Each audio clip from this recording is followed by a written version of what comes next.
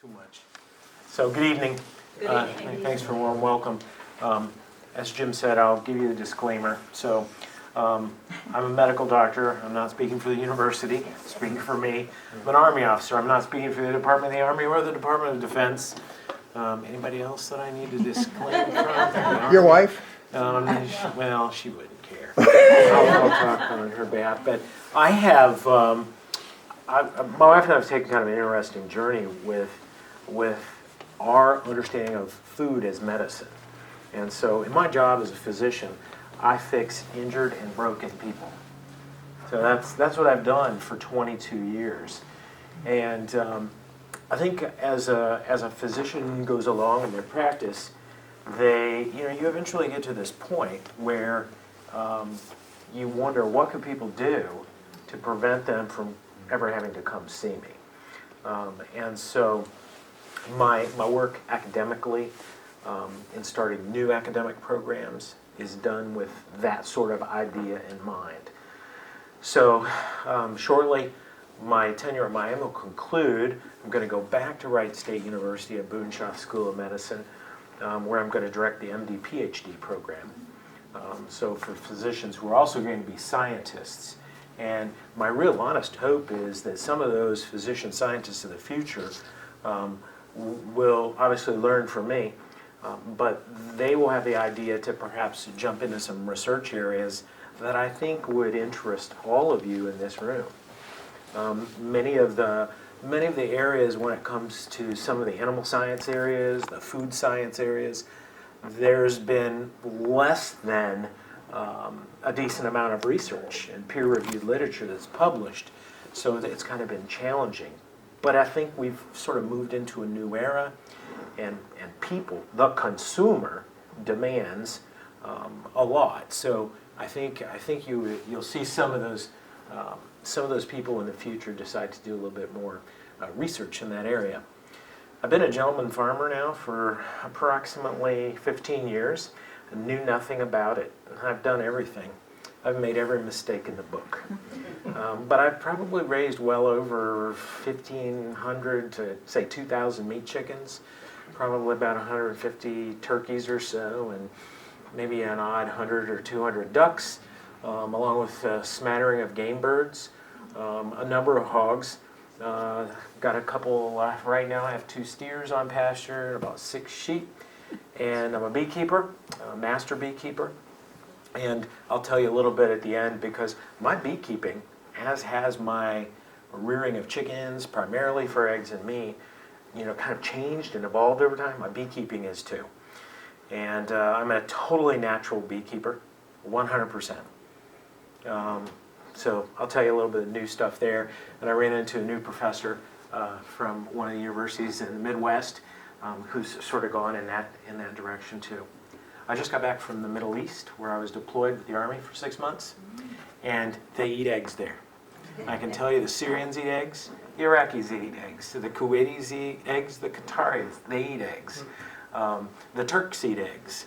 So every culture that I went to and saw, they were all consumers of eggs. And an interesting thing over there is, the chicken didn't come from the Middle East. The chicken didn't come from the United States. The chicken came from the jungle in Southeast Asia. And nothing really that we feed the chicken. And so, if you think of what chickens eat now, chickens eat something a lot like this. And so, ducks, geese, turkeys, they all eat something that looks a lot like this. It may be in pelleted form, or it may be just a crumble like you see in front of you here. But this is largely what poultry in the United States eats. And it comes from various manufacturers. So there are various formulas that different ones use. And if you ever wanted to just see what kind of variety you had, just walk into your local feed store. Into perhaps one of the big commercial feed store, sort of box stores for agricultural products, or your local small town feed store, and you're going to see a variety of poultry feed products that are available. But the egg that comes from that chicken is clearly what that chicken eats. It absolutely clearly is what that chicken eats. So with that, we'll take a little bit of a journey through a little bit about the egg. And you know, Jim, when you do this, this is a new program I use. So it's not a PowerPoint, and it's called Xmind. It's a little different how it does things. So I'm going to talk to you a little bit about chicken egg basics. We'll go through egg anatomy, what makes up an egg. They all look the same. Whether it's the egg on the inside from an ostrich, or it's an egg from a domestic chicken, or it's an egg from a red jungle fowl, the ancestor of the modern chicken, a pheasant, a quail, a turkey, a goose, a duck, a robin, the blue egg that falls out of the nest. And you see it on the ground when you cut the grass in the spring. So a little bit about chicken egg basics and egg anatomy. Let's see if the picture shows up. And it does. So this is what a student in high school or a science course, a college or somewhere like that would start to learn when they start to learn the basic anatomy of the egg. And it's what we see at home. Or if you raise a few chickens, it's what you see when you gather your eggs. Interestingly enough, you know, as you watch and you may investigate the communities you live in, but many, many more communities are allowing you to raise backyard chickens at home. They may have limitations on numbers, and typically they don't allow you to have a rooster because of the noise and the close proximity to all the others. But we were just over at some friend's house in Kettering, Ohio, and they had 6 hens in a really nice little designed chicken house. It was actually a shed that they converted in their backyard. So it's becoming a really catching sort of phenomenon, even in urban areas. I was out in San Diego in the spring, and they did the same out there, right in the city of San Diego. So the big parts of the egg, obviously that outer hard shell part that we see. I do have some of my eggs with me tonight, but I don't wash my eggs, just sit out on your counter. And they do. They all do. I don't refrigerate them. I don't wash them. I don't clean them. I try to keep the girls from messing them up, but when it rains and stuff, they kind of get a little dirty at times. But there's that hard outer shell. There's a couple membranes, but it's porous and it breathes. So when that chick would develop inside there, if the egg were fertilized, there's cellular respiration that goes on, and so that shell is not a solid barrier. A big part of what we see on the inside is the yolk, and you know the yolk's been vilified for decades now. For decades, the yolk has been vilified, and you can still go out. I think you could do some of the different eateries that might be around would often want to sell you a healthy version. Let's pick on fast food and say McDonald's. And I think you can go to McDonald's and get like an Egg McMuffin with just all egg white and no egg yolk. And so there are still people who vilify this, and I will tell you there's a lot of people in mainstream medicine, if you were to have your cholesterol checked or have your lipid profile, one of the things they would advise you not to do is what? Don't eat eggs and avoid egg yolks. If you want that egg, they'll say, hey, strain the egg white and separate that from the egg yolk and throw out the egg yolk. But I think it's the best part of the egg. And typically, you know, on a given day, I might eat anywhere between 3 and 6 of those. And so it doesn't affect me, and I'm really a pretty healthy guy. But that's generally what we say when you look at the anatomy of chicken egg. Now, we could also look a little bit more detailed anatomy. So this picture here shows something different. And you see that there's a germinal disc here. So I don't have any large, full-size poultry roosters with my chickens. So the only roosters I actually have is some small bantam roosters, because one of the breeds that I actually do raise myself is called the Nankin Bantam, and I was given some chicks from the curator at Mount Vernon, where President Washington's home was, and they are direct descendants of birds given to the president from the Emperor of China in about 1785-ish. So they're really small. So I've only got small guys. So none of my full-size eggs are fertilized. They're not fertilized. But for those of you who get chicken eggs from a farmer who has roosters with his hens, you will note on those eggs there is a subtle little germinal disc that you may or may not see. Sometimes you have to look pretty hard at that egg yolk to actually see that. If that egg is pulled out of that nest right away and never got warm, nothing ever happened to it, it's very faint. It's kind of like, you know, a moon on a humid night where it's kind of cloudy and it's hard to really see it. But you have the central part of the egg, the yolk. All of these eggs have an air cell here too, which is important for the developing chick. Should that egg be allowed to develop into a chick. You have both thin and thick albumin, and you notice that when you crack your egg in the pan to fry that egg, you'll notice that sometimes that amount of material is very runny, and then there's also that very, very gelatinous portion, which is much thicker, and it's almost like a shock absorber that surrounds that egg yolk right there. But when you think about it, it is a perfect food source. And I survived on a lot of eggs when I was in Syria because I could go get a flat of eggs, which was 48 eggs for $2. And I don't know what they were feeding them. I don't know what they could have fed them because it was a pretty desolate place.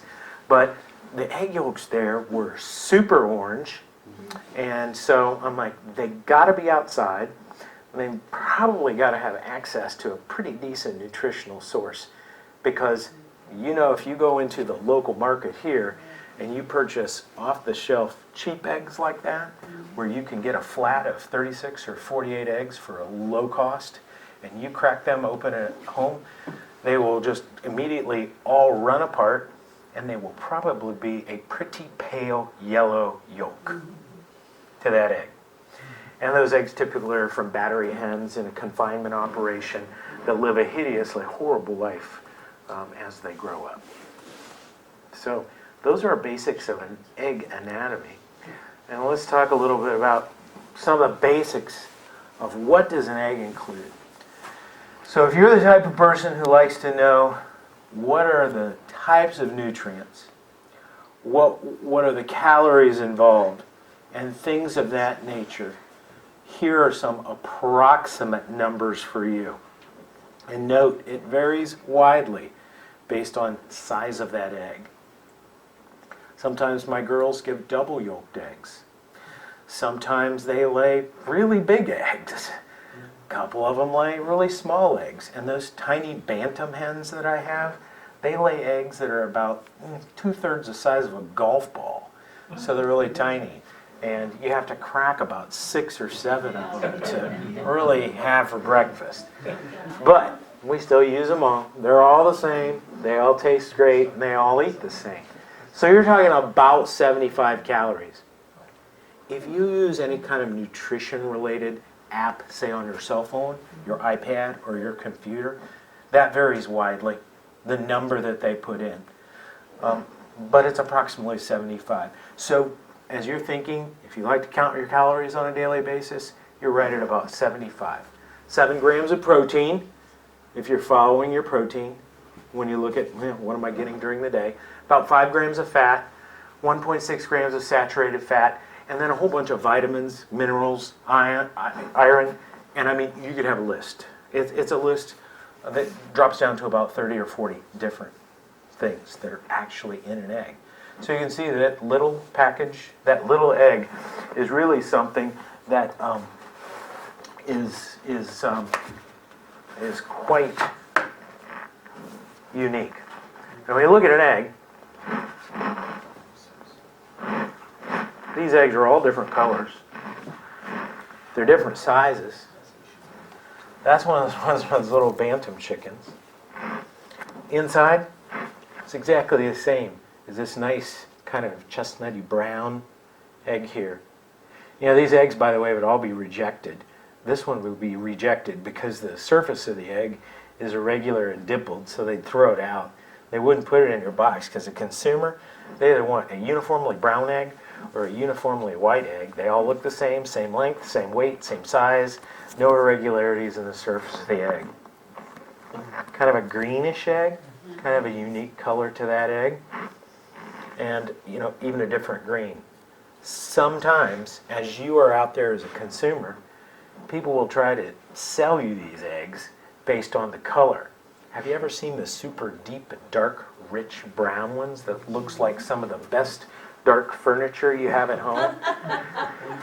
People will try and sell you those eggs sometimes for triple. I don't think I brought anyone. I only have a few Marines here that lay those eggs, but they will try to sell you. They will try to price eggs based on the color of an egg. So it's sort of a brownish green versus a green. So I was over in Indianapolis at a market, and I saw eggs of this color going for about $12 a dozen. Whoa. And a similar egg like this going for like $10 a dozen. And it's just based on color. And I'm telling you, people were buying them like crazy. But from a nutritional perspective, when you look at the macro and micronutrients, as well as the calories, they're all the same. White, brown, green, pink, blue, all of those colors are on the market right now. There are actually pink egg-laying breeds of chickens. Araucanas from South America, they'll lay blue. There are some that will lay pink, and people will try to sell you those blue and pink eggs for upwards of $15 to $20 a dozen. Or they'll just sell them by the half. So they're all the same. The only difference, though, is whatever the farmer who was raising that chicken, fed those chickens. Therein lies what would truly gauge the cost of an egg. Because as those of you in the room who buy animal feed or anything in large numbers like that, you go, and we watch the market price right now. It all goes up. All of the ingredients goes up, but it's really, really boils down to exactly what you feed your chicken as to what you get with your egg. One of the questions that I was often given as we start to look at what you can do, and I go back to that, what I just said a bit ago when we talked about being advised not to eat an egg. So chickens that are fed primarily corn and soy as the main components of their poultry diet are the ones that produce eggs that would have more PUFA content than anything else. So we wanted to, in our diet, take out as much of that as possible. So hence why you don't get in our pantry at home and find everything in boxes, because this just doesn't exist. It's not there. So if you look at a lot of the seed oils, canola oil, grapeseed oil, safflower oil, sunflower oil, things of that nature, all of those different types of fatty acids are present in those, and those are often some of the bad actors, not so much in what a person's lipid level does, but what your body does with those lipids, specifically inside vascular structures. So we wanted to eliminate that for our diet. So we wanted to still enjoy eggs, and we eat a lot of them. So I started to look at poultry feed, and I started to want to figure, how would I improve the egg? So if you look at these two bags, and I'll pass them around, there's a pretty significant difference in a commercially available feed and a locally produced feed that's without soy and almost totally corn-free. I still find corn fragments in here because it's produced in a plant where they do produce corn-based feed.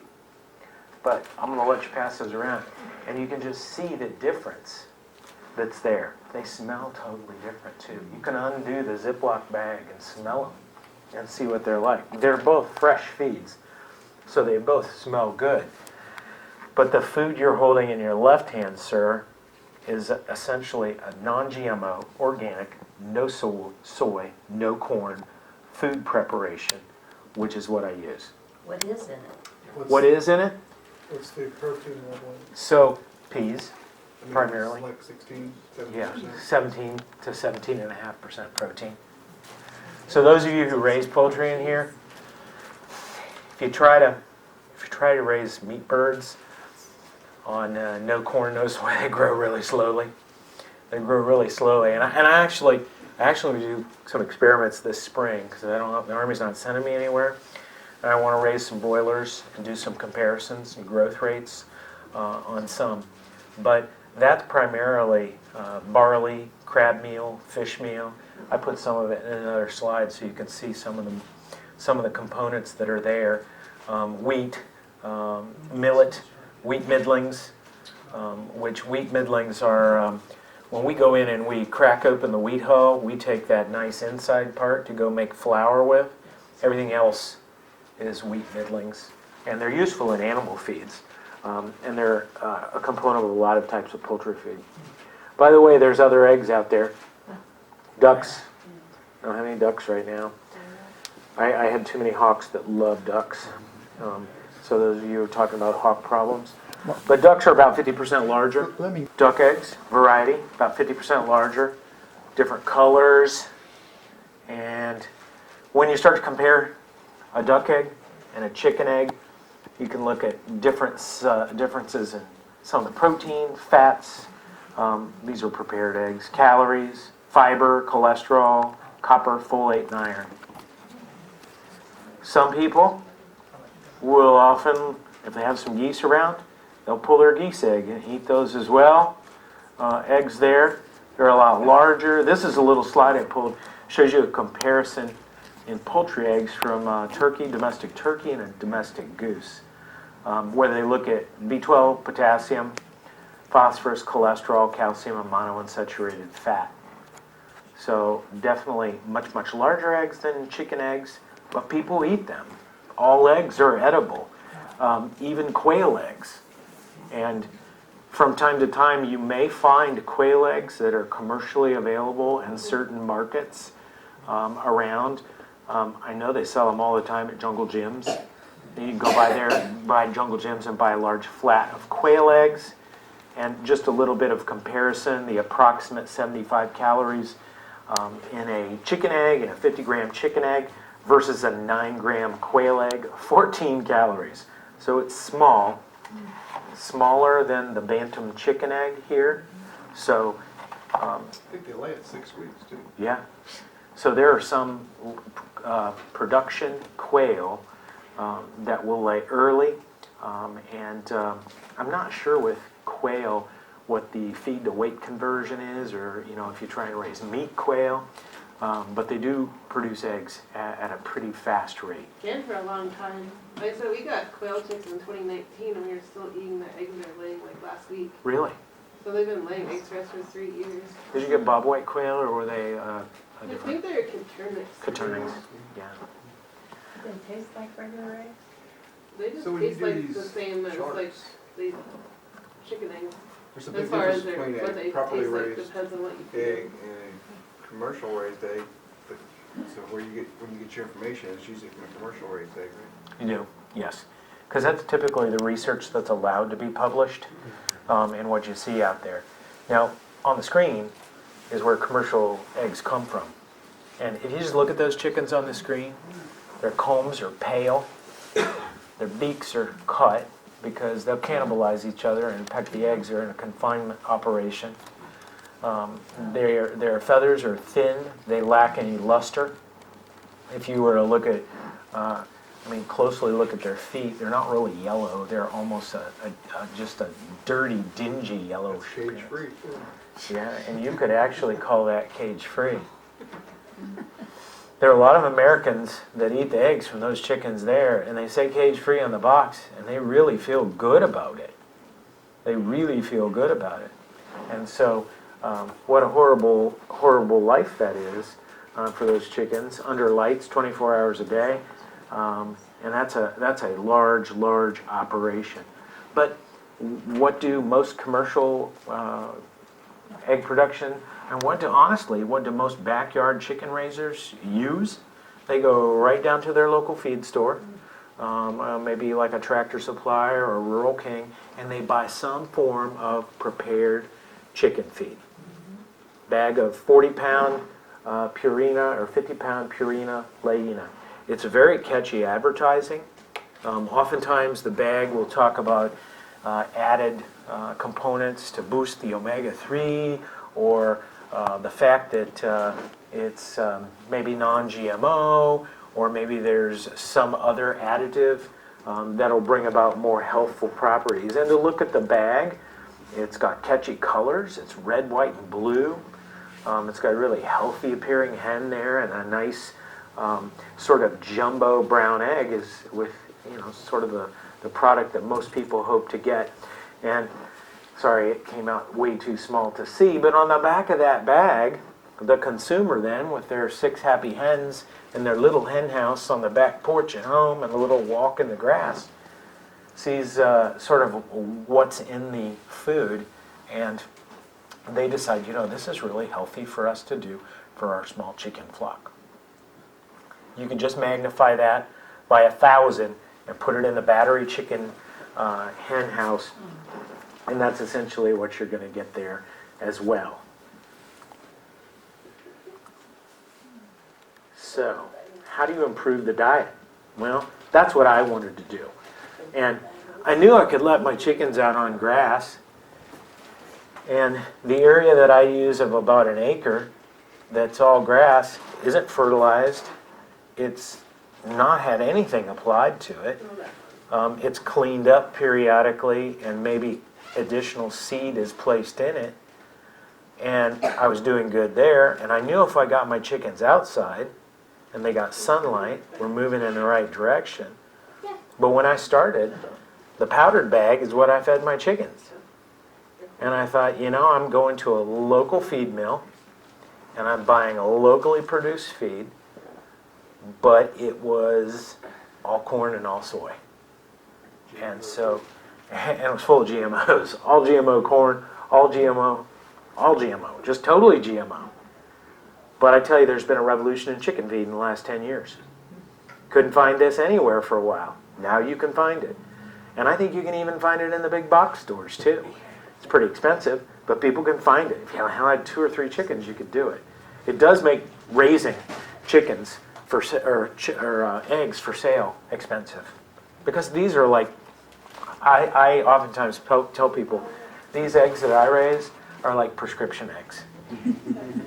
You ever take your dog to the veterinarian and they are like, sir, I think your dog's got liver problems, and we recommend this prescription diet, which you were buying dog food for, I don't know, $25 a bag, and they're like, sir, this dog food is $80. And you're like, ugh.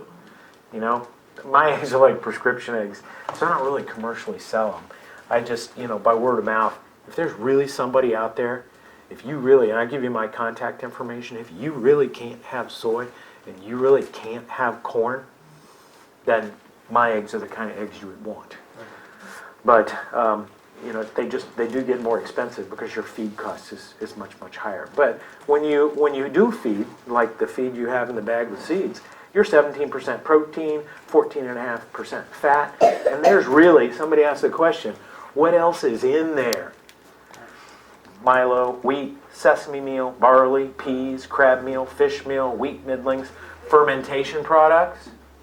So there's much, much more there that you would not find in a commercially available product like a Purina type product. So a totally different recipe is used to construct what's given to those chickens, and therein lies what makes the difference. These chickens, by the way, they have really hard shells to their eggs. You can pass around. They're not weak-shelled eggs. Not at all. These chickens, they don't have weak-shelled eggs. I don't have to calcium supplement them. There's additional calcium in the feed that they get. But they have a really strong egg. And I mean, they're kind of hard to crack. You may have purchased a commercial egg where it almost will crumble in your hand. And so my girls are fed that, and they produce a really high quality, really good egg. So therein lies really what the recipe to a healthy egg is what it's fed. So as you explore who you get your eggs from, that's that great question to that farmer. What do you feed that chicken? What do they get? And if they're using Do More Feed from Tractor Supply, they're getting a commercial feed and they're not getting a high quality feed, which is part of the big picture recipe that you need, especially if you can't have corn or soy in your diet. Chickens that are outside are happy, they're kicking around. You can see here that they'll also supplement their diet with bugs and insects and anything they can find. Chickens are God's perfect omnivore. They love absolutely everything there is. We had some melon the other night at dinner, and they happily pecked the rinds free of anything they could pull away. But notice when you see chickens like this versus those battery hens, just the difference in how these birds appear. Oh, look, if you want to see the yolk, it broke, so you can look at it. So it's good looking. Really good. But if you look at those chickens, their combs are red, their feathers are full, they're lustrous. They're just generally really, really good looking, happy chickens, and some of the old pictures that I have. So that's part of your recipe. And curiously, the egg sources that you all use, do you know what they're fed, where they come from? Most of you do? Others? Who eats eggs in this room? Everybody? Use your hand and So, you know, if you go out to, I usually never eat eggs when I go out because they're crazy expensive prices. And they don't taste good. If you see an egg from Bob Evans, the egg yolk is pure yellow. Pale yellow. Pale yellow. It's not orange. You know, they're starting to feed marigolds to color the egg. Oh, jeez. You see that, right? In feeds now? You can do that. And now I feed my chickens crushed red pepper as well. They get that. And then about every, I would say, maybe once a week, we also give our chickens some yogurt with some crushed red pepper in it. But I can do that in a small operation. If I had a large operation, No, they're doing it in the commercial operations. They're importing marigolds to grind up in the feed so that will stain the color of the so they yolk. can fool the consumer. Yeah. Look at that dark yolk. So, yes, ma'am. So what is it that makes the yolk so pale? So pale, Yes. food, What is it like? lack of sunlight, and no access to the outside and pasture. Really, it does. I mean, when you have the absence of quality feed, the chicken doesn't get outside, the chicken doesn't have access to sunlight, they'll lay that egg that's that pale yellow commercially available egg, which is what probably almost every restaurant is going to give you. So that's what does that. And you can start to do things to a chicken. So I tell people there's varying degrees of getting better. So you saw the picture. Those chickens were not confined to cages, where a chicken lives in a cage about like so for its entire life. It can barely turn around. So if you take the cage door off and it can hop down and it can hop back up, at least it can move. So on the broad scale of things, that's a little bit better. Sometimes they will have a facility where there is an opening in the top or it's clear so there is some sunlight that gets in. Well, that's better than no sunlight. Because otherwise what they do is they just put lighting in there to induce that hen to lay, and she's going to basically deplete herself with minerals, primarily from her own bones. She's not going to live very long, and they'll burn her out, and then she'll be processed into animal feed, and right behind her is another chicken to take her place. If you open them up sometimes and just let them out into a confined area, now you're getting better. You're getting better. And some of us, you sometimes have to do that. Like on a day when nobody's home at my place, they don't go just out on the grass because I would have a massacre on my hands because hawks like my chickens too. And I'm sitting there, I may have told you, Jim, the other day, I was just in my bay window having a cup of coffee, and I see a chicken go flying by in the talons of a red-tailed hawk. And they're on my girls, and I don't take kindly to that. So, on those days, mine spend their time in about a 200 by 200 penned-in area, and they don't come out. And they can get away from aerial predators, and they're behind electricity. But on a day like today, when I'm working out of there, I come out first thing in the morning, open it up, and they're all over the yard. And they move everywhere they want to move, much to the chagrin of my wife sometimes, because chickens eat everything. They do eat everything. So that's a long answer to it, but the best thing is for the chicken to have a good food source, fresh, clean water, appropriate husbandry, i.e., out of the wind, out of the rain. People always ask me this time of year, well, isn't it tough on your chickens? Those of you in the room who've seen a chicken or a turkey or poultry in the summer when it's hot know what it's like for those birds in the heat. And my birds are out of the weather, and they do great. They love the winter. In fact, it's just a much easier time raising birds this time of year. As long as you have the right facilities to provide the proper husbandry for your animals, you're good. So what was the Supposedly, I'm purchasing organic eggs from an Amish farmer. So why are the yolks so pale? I mean, I'm assuming that it's because they may not be getting enough sunlight. Could be. Or maybe they don't have access to the outside. I don't know.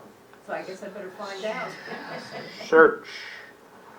And you could find out a lot about places. So like I said, I don't do a lot of egg sales because I'm only running like 24 chickens, so I don't do a lot of egg sales. But like I said, if you're a person who you in your diet cannot have soy and you cannot have corn in your diet, and it's something you want to explore, my contact information is here, and both my email and my cell phone, and I'm an ER doc, so you can text me at all hours. You can usually find me up at all hours on there, and I'd be happy to talk with you about, a way maybe to try some eggs which are corn and soy free for you in your diet to make you feel a little better. So that's the long and the short of eggs. And how do you improve something that's perfect? Well, you just put it in the right environment and you give it the right stuff to eat. And that's all you really have to do is environment, food source, and your eggs will be wonderfully beneficial to you. And I think you can get a really improved product to add to your own personal choices with your nutrition. So food is medicine. It really is. And, I'm 56. I take no medication. I'm an Army officer. I do better than most guys who are 18 years old. I can run further. I can lift more. And I really believe it's diet. It is diet that what does it. If you strive in your diet to make sure every time you have a plate in front of you that you have 5 different colors, you will be going so far toward bettering your own personal health. 5 colors. 5 colors. Think about that. So that's like a salad. The red tomato, purple cabbage, green cucumber, orange carrot, yellow squash, the greens. It's very easy. That got you 6 colors right there. 6 colors right there. Salad dressings. Y'all like salad dressings? No. Watch them. Read the labels. Read the labels. Make your own. Make your own. Little olive oil, little lemon juice, little salt, little pepper, and you've got a wonderful salad dressing. Make your own. I also tell my patients, any of you are like wine drinkers, watch out for wine. Watch out for wine. There are healthful benefits to alcohol in small quantities, not large quantities, but you should pay particular attention because commercially produced wine has glyphosate used to kill weeds around wineries. So you have the problems related to glyphosate, and you also have arsenic, which is present in a lot of commercial wine. So you want to be very careful of that. And you can source organic wine from wineries, no glyphosate. So be really, really careful. I don't know if you can even go out to restaurants and order, organic wine that doesn't come from a winery like that. Yes, You sir. mentioned the crushed red pepper. What's the purpose of that? So crushed red pepper is in the digestive tract of poultry. It has properties. It's an anti-helminthic agent, so it works against worms. And chickens don't taste, so it doesn't burn them. Right. It doesn't burn them. So it's for parasites. Doesn't burn them. So it's like an internal anti-wormer that you can use, along with using other things like diatomaceous earth. When you use apple cider vinegar at all? I do. Yep. So they get a cap full in their water. Mother, right? They get a cap full. Yes. Yeah. So the bees. So that's another one of those things on another day. Tell us what. Well, first leave the chickens, but we'd like to hear about the bees. Yeah. What about the fermented feed? Oh, yes, yes, yes. And another thing I do. So I'll tell you, when you look at the bags of feed, here they are. They'll all ferment. Okay? So what I do is I'll take daily amount of what the chickens are going to eat. I'll put it in a bucket, and I'll cover it, fill it with water, and cover it about 4 inches. And I sit it in the garage. It's warm. Still warm in the garage, even though it's been really cold out. And as you walk by, you'll start to notice bubbles in the bucket. Bubbles in the bucket. It started to ferment. That's day one. Day two, it actually starts to smell really good in the garage. You can smell this fermenting product. So I take it to 72 hours. It is also very, very useful in feeding your chickens to feed a fermented product because you get probiotic effect and good healthy bacteria within that 72-hour range that you feed your chickens. Actually eat less too. So yeah, they do eat less. And their poop's totally different. So a chicken has a common orifice called a cloaca, and it's a urogenital orifice. The egg comes out the same spot on a chicken, the cloaca, as does waste. So there's a more solid component and a more liquid component, kind of like urine that a mammal would produce. And you will see that your chicken waste is all much more solid and less liquid, and appears more like what you would see, for instance, I'm a wild turkey hunter, so when I'm in the woods in the spring, what I would expect to see when I look for wild turkey signs. So I give my girls a bucket of fermented feed a week. I also started feeding my meat chickens once a week, fermented feed as well. And I was just curious to see, what does that do to growth? What does that do to overall health? And the only initial noticeable finding I had with meat chickens was less mortality in my birds. Because I've got it down now. I made all the mistakes. I know how to raise them. I know how to keep my mortality very, very low with both turkeys and chickens when I raise them for meat. But I can lower it more by fermented food introduction into their diet on a weekly basis when they grow. And they devour this when it's fermented. And it's nice in the winter. It's an added source of some liquid too, especially when it's cold out. And they will drink whatever water is in there as well as consume all of this feed in a quick period of time. So I believe it also is very impactful on the quality of the egg produced because it enhances the health of the chicken producing the egg. And it doesn't cost another thing. No more. No. And as you said, you'll probably see a reduction in your feed use. Not only because it causes them to eat less, but they're fed in a certain quantity at a certain period of time. They waste absolutely none of this when it's fermented. You can put it in a bowl, put it down, every drop is gone. There's no scratching, no kicking it out. And we've all toiled with different types of feeders to try and keep because chickens love to tear everything up. They want to get in there and kick at it. And those little bantam chickens I have get into the tightest spaces and they just start to dig and kick feed out all over the place. And that costs money. I don't want to do that. So, Water, what kind of water does it matter? water? Well, a good water source is also important. So I actually use, my chickens drink well water. We have well on our farm. And so my old wellhead, I had just installed a hand pump to it. And so my chickens will have well water. Obviously, it's a non-treated source of water. It's not like tap water where you would have, chlorine and whatever your community did as far as treating your water. So it's a non-treated water source as well. So, if you had a source like spring water, a good, clean, fresh water source goes so far toward additionally helping with the health of your chickens as you raise them. So, started beekeeping. It's a whole nother topic. So, any beekeepers in here? They did it before. Day before? So Bees on the property. let's say you want to become a beekeeper. What do you do? Well, this spring, You Ohio- have a property that's away from lots of crazy people with that spray their property. yeah, you want to think where you're going to put your bees, but you can go to, if you're even interested, the Ohio State University Extension Service in this county, Warren, they put on a great beekeeping seminar in the spring. It's usually in March. And it's a 2-dayer, 1 day, about $35 to go. And you can learn anything you want about honeybees.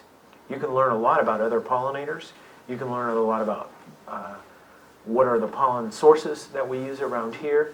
And you could go just for general knowledge about, another really perfect product that God made. And you can learn about it. And then there will be commercial bee sale equipment there. The traditional Langstroth hive, which is the square white bee hive that you're all used to seeing. So there's a guy from the Midwest, formally trained, his doctoral degrees in forestry, Leo Sharashkin, and he does a top bar hive beekeeping, but only uses bees that he collects himself. So every year as beekeepers, we have to replace some of our losses, and we go buy bees. We buy boxes of bees. And you can get them in the mail. And you buy them in either 3 or 5 pound boxes. They come with queen bee and 3 to 5 pounds of worker bees in there with a can of sugar water that they've been fed. And so you put those in a beehive. They usually come from Georgia, and you bring them up here to Ohio, and we start to have a cold winter like we're having now.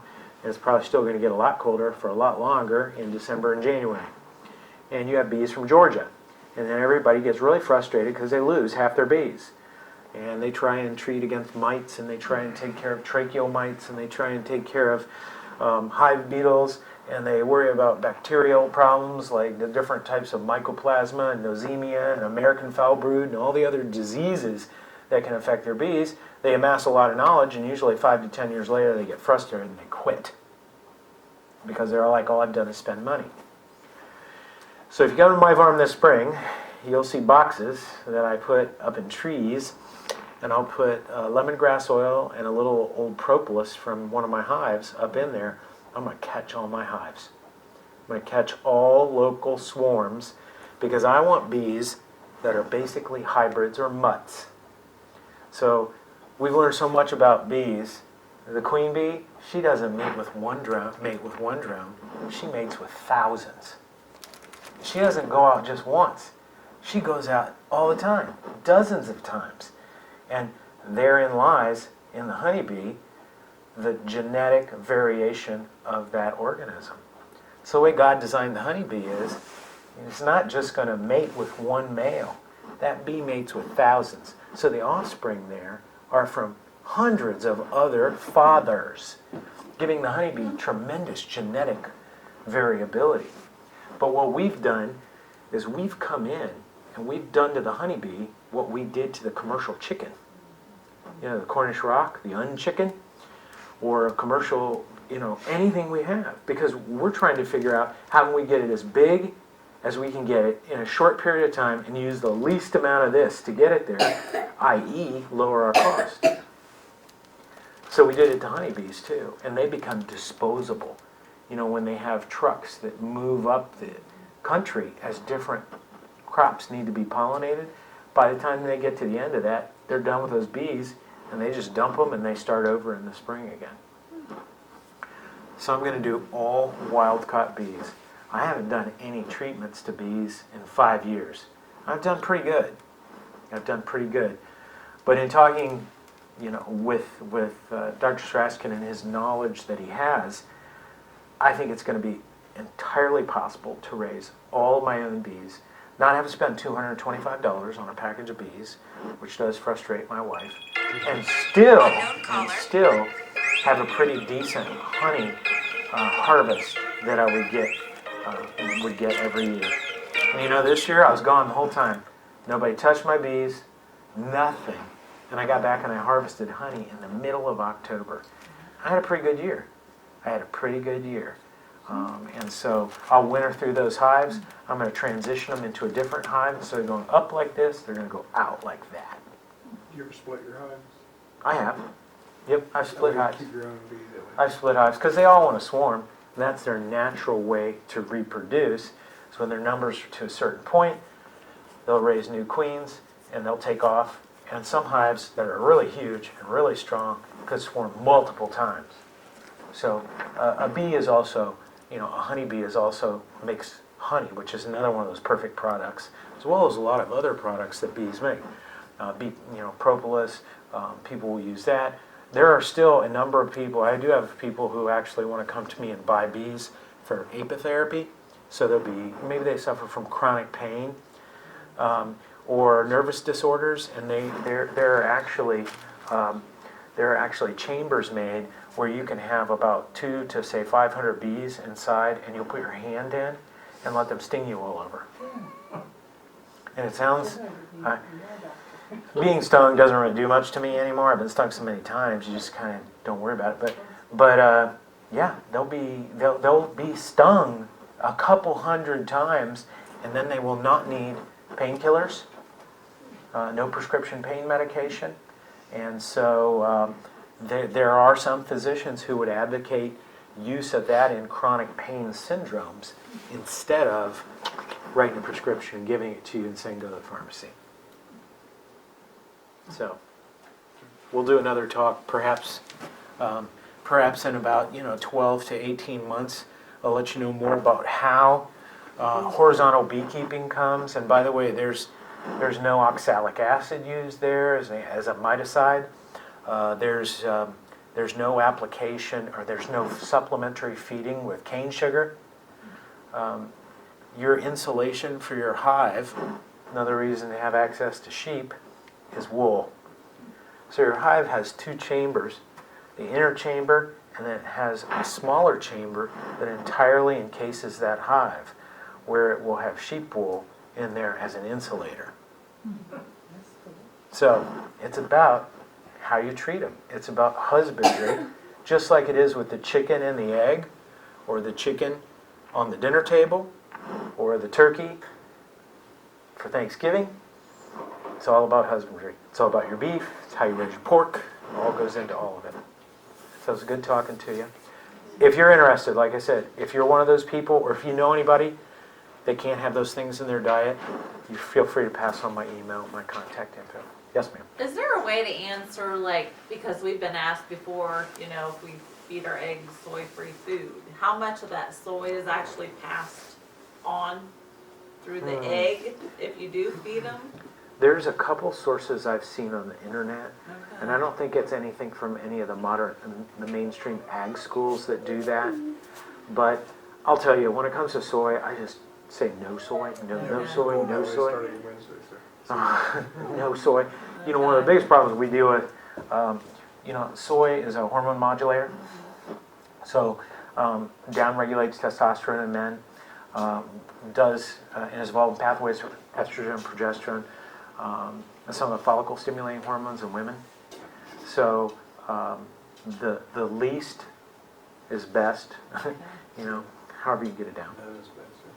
None is best. But soy is omnipresent. Soy is omnipresent in our diets. And interestingly, when you look at peoples from around the world, when you go and you stay for a prolonged period of time in areas around the world where it is not, people have a strikingly different appearance. So the American diet is such such a significant factor in the way we not only our internal health, but our external appearance in America, what it's like. Because when you go to countries like Kuwait and Turkey and Syria and Iraq, you very rarely see a male over 160 pounds. You very rarely see a female over 120 pounds. Totally different physical appearance. Same height, but totally different physical appearance. So they don't have access to a lot of processed food. Their foods are not in the quantities we have either. But there are more fresh foods available. And so I would go into a market, and if I needed to order meat to cook that night, I had to order in kilos. So you have to start to think in kilos. You're like, I've got 10 soldiers I'm going to cook for. I need how many kilos of chicken to do that? And, you know, you're used to pounds. And we all know what a pound of beef looks like. Yeah. Or we all know what a 4-pound chicken looks like. Right. You can think. Or you're all getting ready for Thanksgiving. You're going to get a turkey tonight. And you're going to go buy a turkey. And you're like, I got 20 people coming over. You've done this long enough. You know what size turkey you need for 20 people. And so I had to always think about that. I'm like, yeah, I'm going to need 6 kilos of chicken and 12 kilos of lamb, things of that nature. So another omnipresent is Roundup. Is what? Roundup, glyphosate. It's omnipresent. It's everywhere. And it's used in everything. And then they try to make you think that it's not harmful. It's packaged, small little packages. You can just go to Lowe's or Home Depot, pick it up, and, you know, I mean, I don't use any of it. No. I don't use any of it. And I have weeds that grow on the driveway too, but I have a blowtorch. I mean, I just walk around and I don't put any chemicals down. I try not to do it. Because, you know, it's like when you're a beekeeper, you know, the bees, they're on everything. They're on absolutely everything. And they'll pick that glyphosate up and they'll take it right back to that hive and they're crawling all over the cells. And not only will they ingest it, or they'll pull pollen from products that have had glyphosate applied. So what do you use to water the bees with your apple cider vinegar? Pardon? What do you use to water the bees with apple cider vinegar? To spray bomb. Oh, you just spray them. And they will actually fly to it. So if you just put like a dish out, put some rocks in it that they can land on, they will actually go right to it. Now, I don't know exactly what they do with it. I don't know They drink where. water. I mean, bees drink water. Yeah, they drink water. But I mean, sometimes I will actually put fairly strong apple cider vinegar on a bowl with rocks in it, and they go right to it. It's probably helps with the parasites. They go right to it. Butterflies come to it. Local pollinators will come to it. So there's dozens of types of small, tiny bees that I couldn't even tell you what their species are. They But do they more come. pollinating than honeybees. They do more. They do a lot more. They do a lot more. Yes. I have a question for you. I don't want to take everybody's time, but All right. this summer I got stung by a bee in our yard on my toe. Okay. The next day, I was swollen clear up to my ankle, like I had cellulitis, and it was real tight. Mhm. Is that something I need to be concerned about in the future? Because people are saying you better get an EpiPen, and I've never been allergic to bees before. So, the whole idea of what happened to you, it's hard to tell whether that was a toxic effect of venom or cellulitis. Okay? So, bee stings you, hits me on the top of my hand. Now, I've been stung so many times, I will get an area of redness about the size of my thumb where a honeybee stung me. And then honeybee, Apis mellifera, the domestic honeybee, is such that when it stings, it's a one-time event. Yeah. It pulls its abdominal contents out with the stinger. And if you sat there and looked at it, the stinger is pumping. It's lined with smooth muscle. So it's pumping. So you can take like a credit card or something and pull it And off. I just pulled it out. Pull it She off. squeezed it. Pulled So it he- out. So He she wondered squeezed if I- it, yeah. and you injected all All the bee that. venom in it. Okay. Okay? So the bee venom has toxic effects. The bee venom was likely responsible for what you had. Now, could have been cellulitis, because the bee stinger is not sterile, nor is your skin. So there's a potential that it was cellulitis. but your body's reacting to it. It's releasing histamine. You're getting swelling in the area. You're getting redness, and you're getting warmth. So most people will automatically interpret that that is cellulitis. So did you take antibiotics then? No, No? Good. no. I just started taking lots of vitamins. Because then you would have had diarrhea about 5 days later because you took a bunch of antibiotics and you killed off all the flora in your gut. Yeah.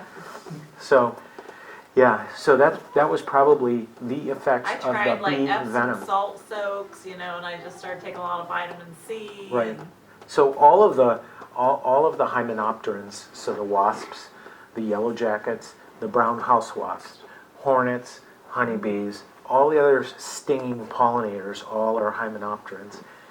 They have varying potency to their venom.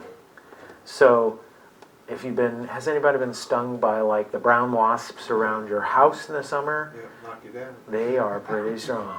That's a punch. That's a hard one. That's a hard one too, and they're able to sting multiple times.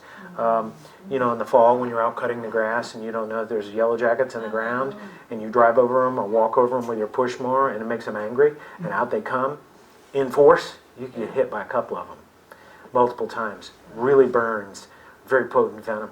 But a lot of people, they'll come into the hospital with a whole extremity that's all swollen and tight. wow.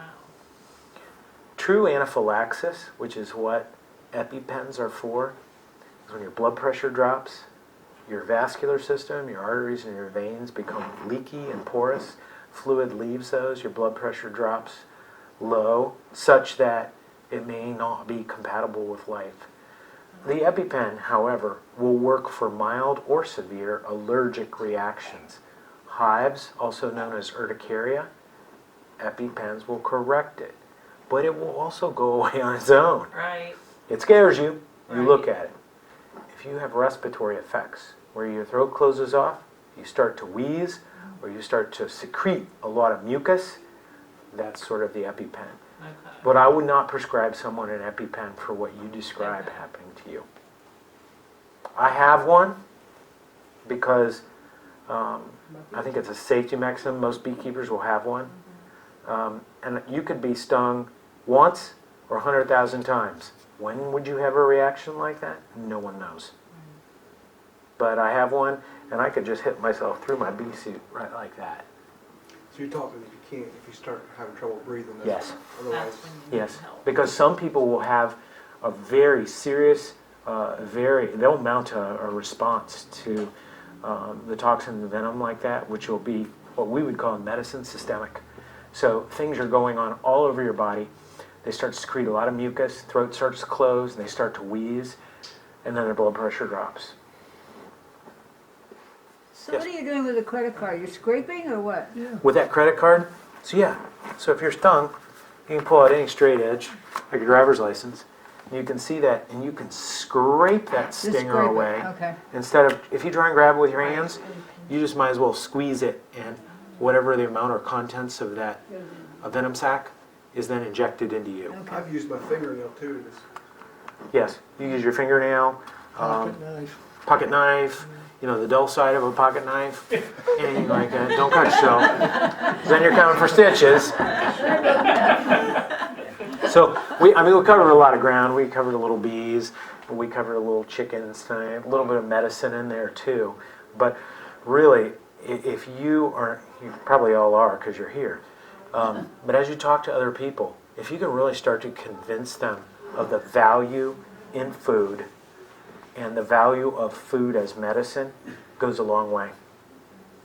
And I think we would all rather, go to our local farmers who raise great products for us to use than going to CVS Yes. and Walgreens. Yep. Okay? Yep. And you can enjoy it. You can enjoy a locally raised turkey or a steak or a pork chop or biscuits and gravy in the morning from local farmers. Lamb chops. Instead of, going and getting hydrochlorothiazide and Synthroid at the local pharmacy. So think about that. Food is medicine. And, keep educating. Because if we get a chance to talk tonight, you all go out and talk to thousands of other people. Get them curious. And obviously, Jim has organized these meetings.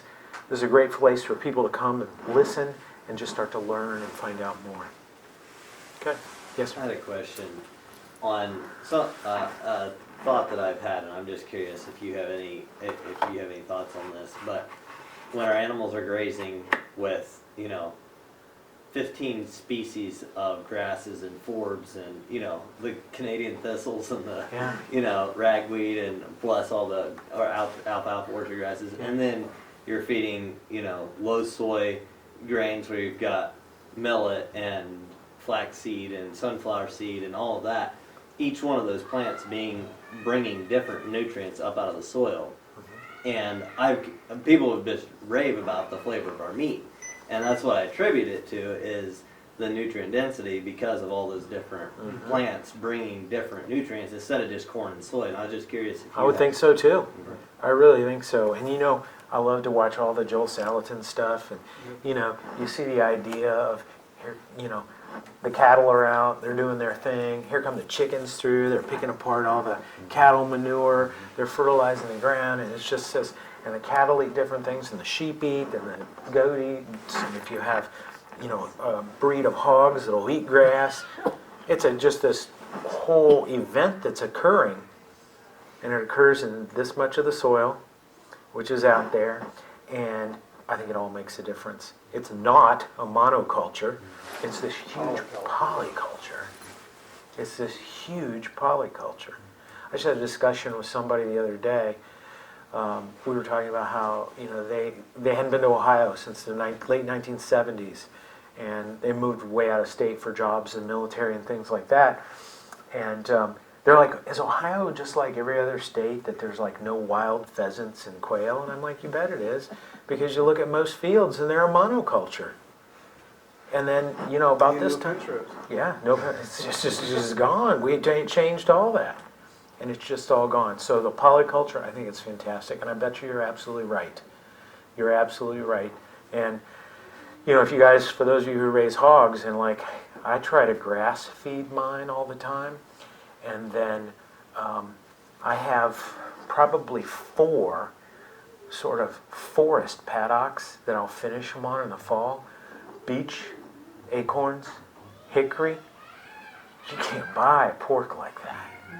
It's like work on your part to raise your own pigs that way. So I do red wattles hogs. I do them that way. I know you can't probably do that on a large scale, but my gosh, you're getting real close with a polyculture like that. But it's just polyculture on a different scale. All right. Thank you, guys. Thank you. Thank you very much.